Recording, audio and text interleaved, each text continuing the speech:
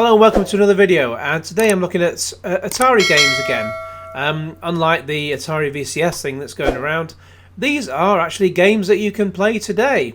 Well, obviously if you buy them and then wait for them to be delivered. But recently the Portland Retro Gaming Expo, there are 9 Atari 2600 games released, one new 5200 game and one new 7800 title. These are all on the AtariAge store. I'm not getting paid just for giving them a free advert, but I do go on the forum a lot, and you tend to find these games are available as ROMs for free download. So why would you pay for them then, you ask? Well, because look at the bloody artwork. It's amazing. One thing I loved as a kid, because I was a kid when I was a kid in the early 80s, and when I was at that age of being a kid, the one thing I always loved was when I got a new Atari VCS title, or the Atari 2600 as it became known, and some of the graphics on these boxes are just absolutely amazing. I mean, the games themselves are amazing, but it's just if I had the money to buy these, as well as the money to have the actual consoles, maybe they'll run in a Retron 77, I don't know. But if I had the original consoles, if I had all the gear to make them run well and all the rest of it, because if you have a console, an old Atari console which outputs are just in an RF signal, you're going to have a hard time making it work on a brand new TV, especially trying to plug it into HDMI. There are things you can use to make it work, but it's not easy and it's expensive. So quite frankly, if I was going to be buying one of these, chances are, I'd probably just download the ROM and play that in an emulator for free and just have the cartridge and the box sitting pretty. Maybe buy two, so you can have one on display and one all sealed. Just it's one of those things, So we just have a quick look, and I'll put some, show the graphics, the box art for each one, and also place some footage over the top of it for each one. We've got Oscar the Aardvark, who has a quest for tasty ant eggs and the most delicious ants hidden deep below ground. But be careful with your tongue. Always be careful with your tongue, because you could get an unexpected bite. Depends how the evening goes. But Oscar enters the scene and puts his tongue down the anthill. Move the joystick to move the tongue tip and eat all the eggs, which are 10 points each. Press the fire button quickly to retract the tongue. Oscar cannot completely remove his tongue until the level is cleared. Once all the eggs in the anthill are eaten, he will move on to the next more dangerous hill. Watch the sun moving across the sky. It will eventually set and night will fall, which will bring out the most deadly enemy, so you'd better hurry. But when he moves to the next hill or loses the life, the bonus screen is shown, and here, worms eaten will multiply the bonus score for each ant eaten. I'll put a link in the video description to this website so you can go through each page. But I mean, it's just the graphics. If you're someone who enjoyed Atari VCS games back in the day, I mean, it's just absolutely bloody gorgeous. Yeah, it's not Call of Duty and all the rest of it, but it's not meant to be a modern game. It's meant to be a new retro game, and it just looks absolutely amazing. It also uses. I mean, I've not got an Atari unit, but the Atari Vox will somehow give extra speech in the game. It's all a bit beyond me, and I certainly never had one as a kid, and it'd be nice. I wish I could go back with some sort of disposable income that I've got now and go back to that time and buy myself one of these with all the bells and whistles. I would love myself forever. And as you can see there, the price on this one, $50. It's pricey, but it is what it is. But you're paying, back in the day, it was about 30 quid anyway for a game when I was a kid, and that would have been around about sort of $60 by comparison. So it's in a way the price has dropped, although the pound has taken a tumble obviously in recent times, but then prices go up, and and also those were high production unit runs. These are a lot more modest, so prices are going to go up anyway, but by comparison it's not bad. And then we go on to Ameba Jump, also on the Atari 2600. As you can see there, wonderful, absolutely gorgeous artwork there for the box, the manual. That's one thing you don't get with games. We don't get with digital games, that's for damn sure. And there's a cartridge as well. It says amoebas have a bad reputation, which is totally unfair. Almost all of these single-celled creatures just like to eat bacteria, not brains. Did you know that amoebas don't have a fixed body shape and move around by changing the shape of their pseudopods, for which they use to gather food? Well, in this game you play as Mr. Amoeba, a friendly microbe who enjoys eating bacteria pretty much indiscriminately. However, you first have to jump onto the platforms and earn £1,000 before those delicious bacteria start appearing. He has 2 pseudopods on his head, which he uses for both jumping and eating bacteria. Again, you can just you can sort of go into more detail for this particular game by just checking out the website. But I want to play all of these. I'd love to buy all of these, and as you can see, sort of right up top, it's $45, so a little bit cheaper. Then we have a Roach in Space, which is even slightly cheaper at $40. And as we just scroll down, you can see it says it's a shoot 'em up game. You got the artwork there on the boxes, just with the silver, just reminds me of some of those Parker Brothers games like Spider-Man, where it was a silver box, but with the centre part being obviously, well, Spider-Man, obviously, or whoever the game was about. And then again, you've got the cartridge and the manual. And as for the game itself, as part of an experiment, a roach was sent into space, but the ship was trapped in a cosmic rainstorm and exploded. He miraculously survived, losing 2 legs in the explosion. Aww. But also acquired the ability to fly through space and shoot energy blasts from his antenna. That's some sort of mighty roach. You don't want him to come back to Earth. But your mission is to guide the stranded... Oh, God. You've got to guide him back to Earth through a perilous journey infested with all kinds of evil space creatures. So you want to bring him back to Earth, but shoving a roach into space and having him come back to Earth, he is not going to be best pleased. I can guarantee you that now. But anyway, oh, wow, gorgeous. And then we move on to the 4th game, which is Dragon's Descent, a little bit more at $45. In a time forgotten by all but the oldest of worms, a cruel dragon by the name of Molobros achieved heights of greed reviled by even his avaricious kin. Gemstones in particular were prized by him, second only to the power he hoarded and the lives he consumed. His enemies did not defeat him by strength in battle, but ensnared him in a trap built to imprison a god. The Labyrinth. When unleashed, the Labyrinth surrounded this greatest of dragons, feeding on the boundless hate and ambition of Molobros. Corridors and chambers acted as chains, and grew like wicks of flame even as he tried to escape. The maze encompassed and fused with the dragon's body, then his treasure, then his mind, and wicked dreams. The dragon's treasure scattered throughout the twisting passages, and his power seeped into the very walls. Monsters appeared within, extensions of his bound wrath. Molobros could not escape, but the labyrinth still posed a danger to the wary and a lure to the greedy. In the ages since, the labyrinth has served as a prison and a prize. Tales tell of the dead and enslaved guarding the interior, and despite this you will join the many who still brave the mazes within in search of power, or wealth, or freedom, or Molobros himself. And as you can see there, you got the box arts and the manual and the cartridge there. And I was just having a look at a bit of the gameplay. It looks kind of like a faster version of Berserk, but with some slight changes here and there. But yeah, I've got to get playing this very, very soon. And then we move on to game number 5, and we've got Galligan on the Atari 2600. It's $50, but this is basically Galaga. They had to change the name to Galagon for whatever reason. And this was absolute joy to play. I played it all the way through to the end, and I just about survived by the skin of my teeth.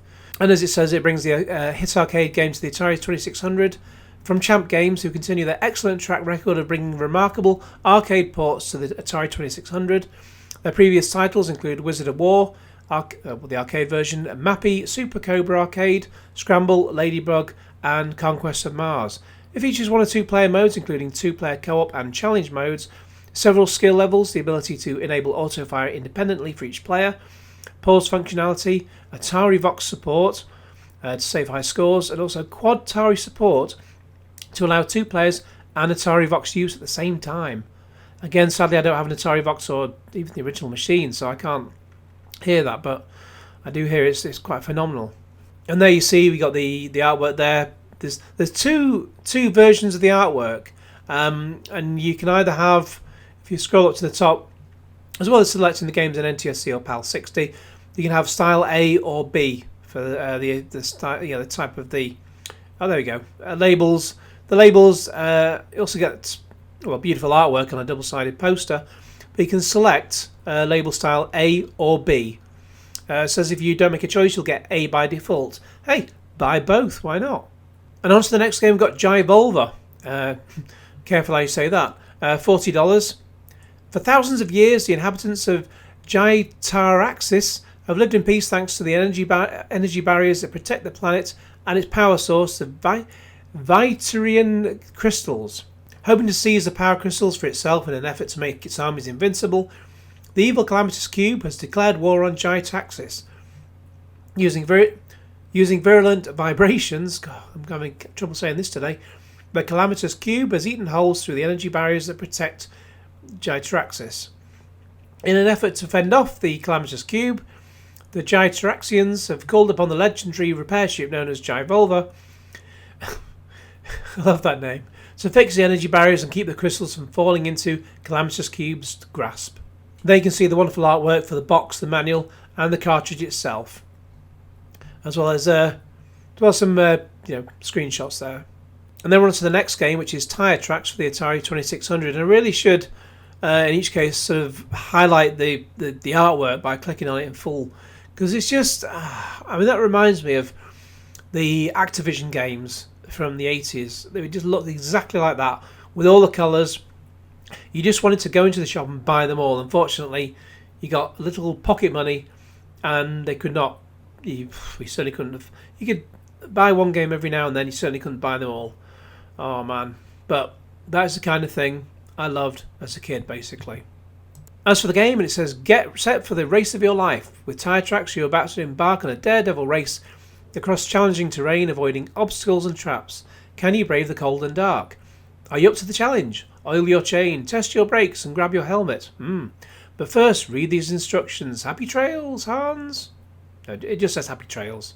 And there's a box and the instructions, and it's just like the old. It's just like the old Activision games. It says Muddy Vision, but yeah, it's like the old Activision. And oh god, that's gorgeous. How much is that again? $50.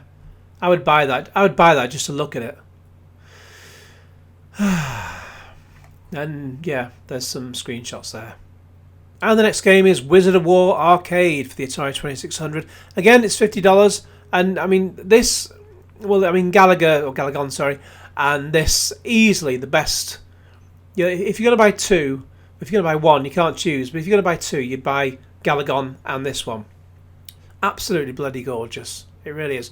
It's Wizard of Wor. I've uploaded a video of it before, and there's the box and the artwork of the box, the manual, and the cartridge, and it's Wizard of Wor. Wizard of Wor. What do you need to know? It's Wizard of Wor. It starts off kind of easy and then just gets more and more complex as you go, and it's just a big challenge. Absolutely brilliant. Absolutely loved it. If you're in a market to buy one of these games, buy this. It's bloody amazing. And it also uses Atari Vox as well.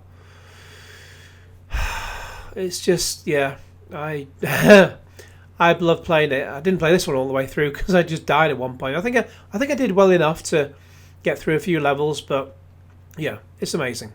And we're into the home stretch with just 3 left to go. And we've got Scramble, this time on the Atari 5200. And if you remember Scramble, it's a classic arcade game. I played it millions of times in the arcade. I've even played it for the ZX Spectrum Next.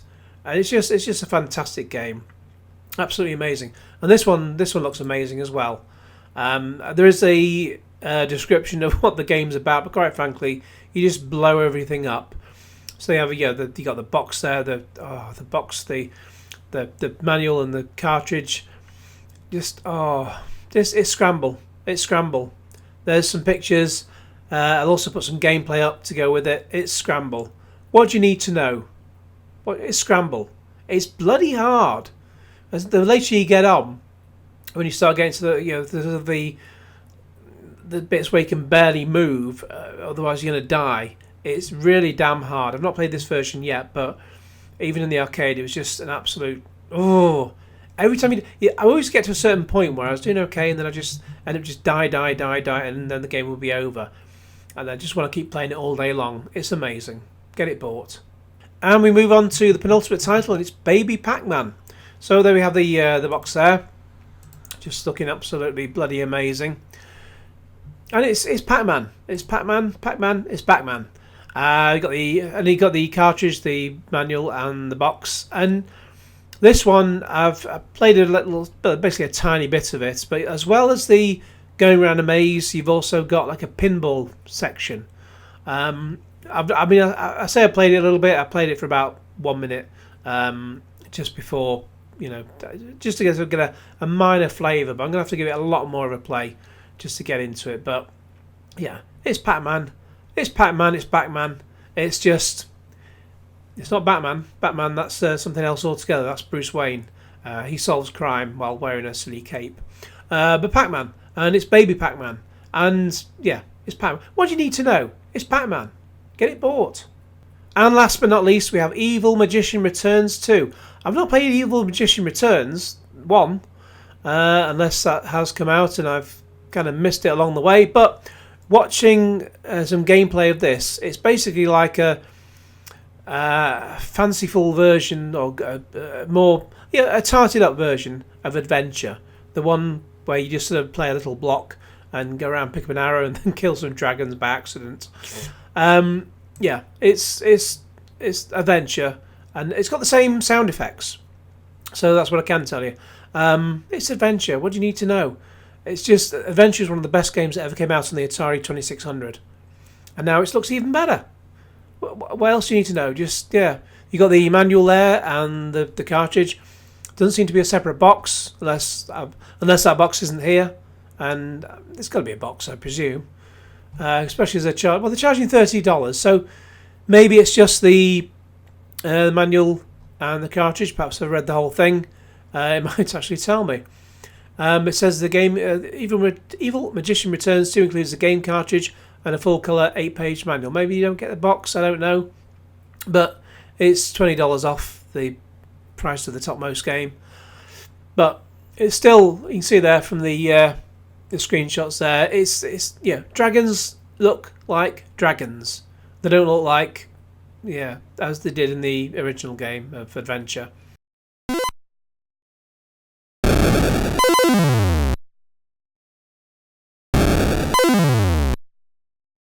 And so there you have it. That's 11 games. Now, one thing I did want to do was just sort of work out how much would it cost, and I'm not going to do it because I haven't got the money. How much would it cost to buy one copy of each and get them all sent over to the UK? This is not taking into account any potential customs fees, etc. Let's find out. So there you go. They're all in my cart. That's 11 items. One copy of every single game. A total of, that's a spicy meatball. It's $500. Now, how much would that cost? I'm not going to check out, but how much would that cost to get it delivered to Manchester, UK? And then you can see the cheapest is $61. I mean, one game was $24. Cheapest is $61 for the lot. That's United States Postal Service First Class Package International Service. But you can also have Priority Mail International, $66.55, and also $81.10 for USPS Express International. So so basically, you're spending anything from about $560 to $580 plus change. For $580, that's going to be, let's work it out. So there we go, we've got the XE.com, the currency converter thing. So $581.10. How much is that in UK pounds? Drum roll, please. Drum, drum, drum, drum, drum. Not bad, not bad. £440 and 87 pence, shall we say. So divide that by 11, and you've got 44, well, 40, well, that's, basically £44 and a bit each. So it's not bad, actually. Certainly compared to modern games, which cost about the same anyway. and you get absolutely gorgeous physical copies. But as I say, I'm not going to buy them because I haven't got that sort of money to spend, and I've got a mortgage to pay. But if you enjoyed this video, please leave a like. Also share it with your friends and subscribe if you haven't already. If you subscribe, it just makes you very, very attractive to anyone you fancy. Anyone. It's a guarantee. It's an absolute guarantee, not a guarantee. But in the meantime, after you've liked it and shared it and all the rest of it, and don't forget, after you subscribe, you have to click on the little bell to get all the notifications, and cue Genesis.